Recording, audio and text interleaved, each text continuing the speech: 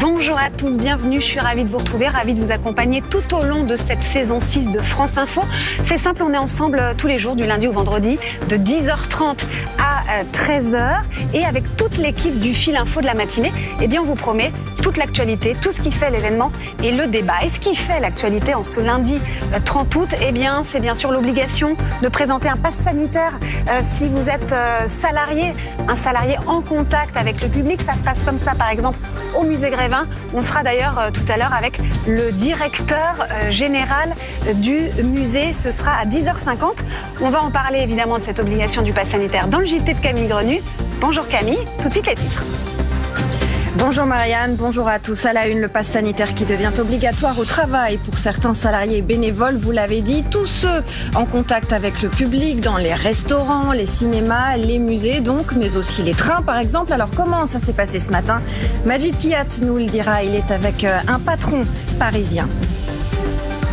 La fin du quoi qu'il en coûte, redouté par les entreprises françaises. Une première réunion avec les représentants du commerce, du tourisme, de l'événementiel a lieu ce matin avec le ministre de l'économie, Bruno Le Maire. Et puis Frédéric Hainaut fera aussi pour nous le bilan du coût de ces mesures depuis 18 mois, depuis le début de la crise. L'Afghanistan, Emmanuel Macron qui demande une zone protégée à Kaboul pour pouvoir poursuivre les opérations humanitaires. La France va défendre l'idée aujourd'hui à l'ONU.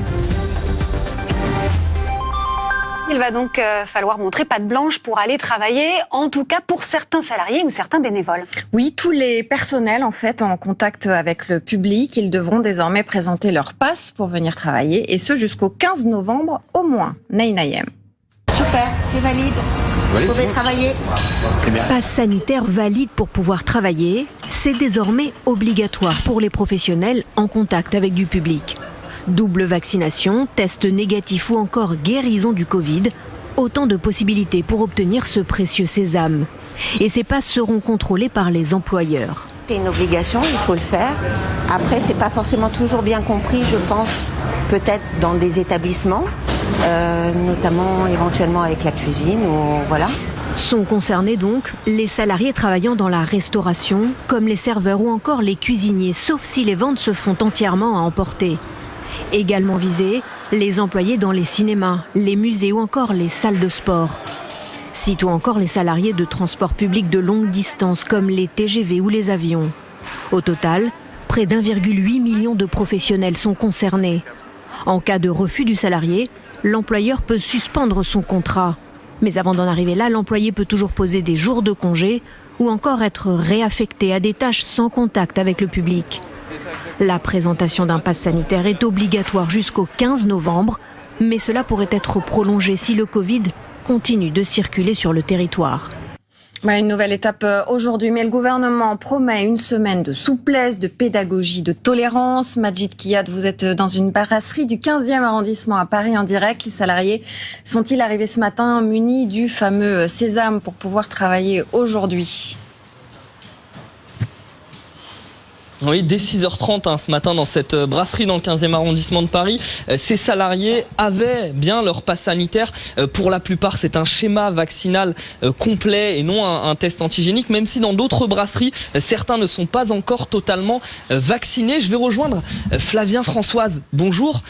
Vous êtes le gérant ici de la brasserie. Comment ça s'est passé dans l'ensemble ce matin pour vous ? Ça s'est très bien passé. J'ai un personnel qui est très compréhensif par rapport à ce qui se passe. Et tous vaccinés, que de bons élèves. J'ai de la chance. C'est vrai que maintenant vous devez à la fois vérifier les passes sanitaires de vos salariés, les passes sanitaires de vos clients. Est-ce que ça vous pose pas un peu problème ? Malheureusement, avec tout ce qui se passe, si c'est le seul moyen pour ne pas reconfiner ou ne pas ce que les urgences soient bloquées, voilà, on le fera comme tous les chefs d'entreprise. Malheureusement, on nous impose des restrictions, à nous de les suivre. Vous en avez parlé avec vos salariés, ça s'est organisé ces derniers jours. Vous avez évoqué ce pass sanitaire. Est-ce qu'il y avait des réticents ? Au départ, il y a eu beaucoup de personnes réticentes, mais Malheureusement, ils n'ont pas tellement eu le choix. Qu'est-ce qu'elles disaient, ces personnes réticentes? Avec l'information, la désinformation, Internet, les médias, tout le monde qui donne son avis. Voilà, tout le monde a été partagé, personne sache ça. Moi, je suis restaurateur, donc c'est quelque chose qui ne me concerne pas réellement. Après, on nous demande de nous faire vacciner, on se fait vacciner, et puis voilà. De toute façon, mes salariés n'ont pas le choix, et moi non plus. Justement, tous vos salariés ne sont pas encore arrivés, ils vont arriver progressivement tout au long de la journée. Vous avez 11 salariés ici. Si l'un d'entre eux vient sans passe sanitaire, qu'est-ce qui se passe? Il sera contraint de rentrer chez lui, malheureusement. Merci à vous, bonne journée. Voilà, ils seront près d'1 800 000 salariés dans toute la France, dans des établissements accueillant du public, à devoir présenter un pass sanitaire dès ce matin. Merci Majid qui est en direct donc du 15e arrondissement de Paris. Et d'une manière générale, les patrons sont inquiets pour le pass sanitaire, ils sont inquiets aussi pour la fin du quoi qu'il en coûte sonné la semaine dernière par Bruno Le Maire. Les aides d'urgence se terminent effectivement demain. Le ministre de l'économie reçoit d'ailleurs à ce sujet ce matin les représentants du commerce, mais aussi du tourisme et de l'événementiel. Beaucoup réclament la prolongation des mesures de soutien économique.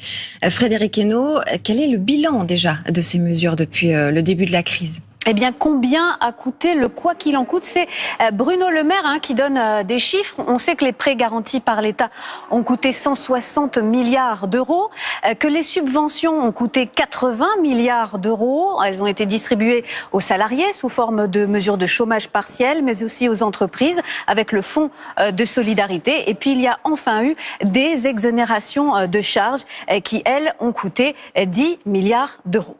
Et alors, si nouvelles mesures il devait y avoir, qui serait concerné? Alors, on peut en avoir une idée avec donc le sur-mesure, comme dit maintenant Bruno Le Maire, qui pourrait concerner toute cette série de secteurs. La restauration, l'hôtellerie, la distribution, l'événementiel, le tourisme, le transport, les discothèques, les salles de cinéma et les salles de sport. Autant de secteurs qui pèsent à peu près 8% du PIB et qui se plaignent, notamment avec l'instauration du pass sanitaire, d'une baisse de chiffre d'affaires pour eux. Des pistes seront étudiées, peut-être le maintien de certaines subventions, peut-être l'élargissement des prêts garantis, l'allongement de la durée pour rembourser. Et puis le ministère de l'économie pourrait aussi tenir compte de disparités géographiques. On sait que cet été, Paris a beaucoup moins bien tiré son épingle du jeu que les stations balnéaires, par exemple. Merci beaucoup Frédéric. Et pour ces entretiens, Bruno Le Maire est accompagné d'Alain Griset pour les PME et puis d'Elisabeth Borne, la ministre du Travail, qui indique par ailleurs que dès demain matin, il n'y aura plus de nombre de jours maximum de télétravail imposés aux entreprises. Elles seront libres de fixer un quota ou pas de travail à la maison.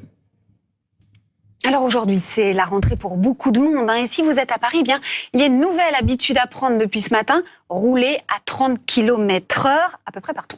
Oui, hormis quelques grands axes, en fait, comme le périphérique, évidemment. Les 2/3 de la capitale étaient soumis dès ce matin à cette limitation de vitesse. Dès ce matin, très tôt d'ailleurs, Marianne, Nathan, Rama Hérisson et nos équipes à Paris sont allés voir comment ça se passait et si ça râlait beaucoup.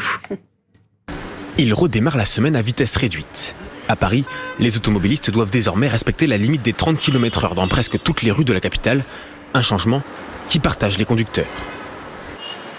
Ça va être difficile de circuler. Ça va être très compliqué. C'est une bonne chose, surtout pour les piétons, quoi. Parce qu'il y a des gens qui, malheureusement, qui conduisent n'importe comment, quoi. Moi, je suis pas contre. Sincèrement, je suis pas contre.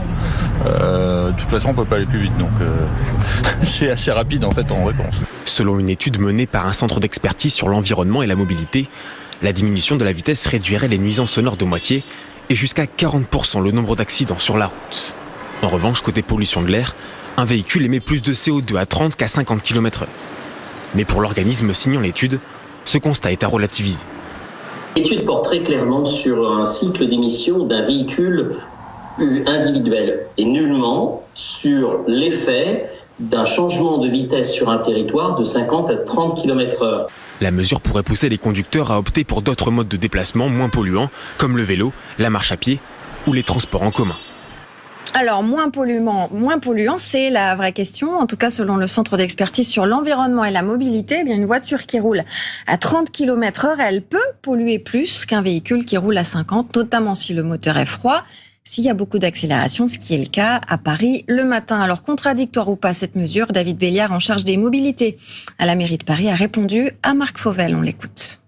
Cette même étude dit aussi que ces conclusions, puisqu'elle parle de vitesse moyenne, ces conclusions ne sont pas adaptées pour la circulation dans des centres urbains comme Paris, par exemple. Ça veut dire que vous ne savez pas aujourd'hui à Paris si ça va faire baisser la pollution. Alors, cette mesure, elle n'est pas seule. On ne prend pas juste une mesure de baisse de la vitesse comme ça.